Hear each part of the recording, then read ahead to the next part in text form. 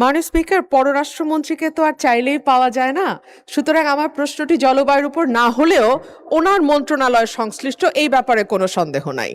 মাননীয় স্পিকার, আপনার মাধ্যমে মাননীয় পররাষ্ট্রমন্ত্রীর কাছে আমি জানতে চাইছি, সৌদি আরবিয়া, টার্কি এবং পাকিস্তানকে মিলে যেই মক্কা প্যাক্ট 7ই অগস্ট 2026 সাইন হয়েছে ম্যালর্ড, মাননীয় মন্ত্রী কি বলবেন যে এখানে বাংলাদেশের সুবিধাটা কি হবে এই প্যাক্টে যুক্ত হলে, বা বাংলাদেশ এই প্যাক্ট থেকে কি পেতে যাচ্ছে? ধন্যবাদ মাননীয় স্পিকার।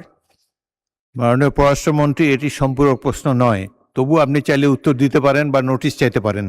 মাননীয় পররাষ্ট্রমন্ত্রী। মাননীয় স্পিকার, আমি আপনাকে আবারও ধন্যবাদ জানাচ্ছি এবং আমাদের সংসদ সদস্য মিস রুমিন ফারহানাকে একটি গুরুত্বপূর্ণ প্রশ্ন উত্থাপনের জন্য ধন্যবাদ দিচ্ছি।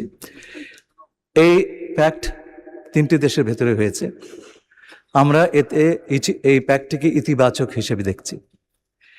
এতে যোগদান করার বিষয়টি এখনো আসেনি, কারণ এটা নির্ভর করছে যারা এই প্যাক্টের সদস্য তাদের অভিপ্রায়ের ওপর।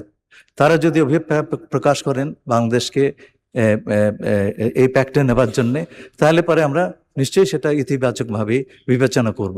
কিন্তু তার আগের ভালো মন্দ এটা এই বিষয়টি আলোচনা করাটা সম্ভবত সেই সময়টি এখনো আসেনি। আমরা নিশ্চয়ই এই সমস্ত বিষয় বিবেচনায় রাখবো।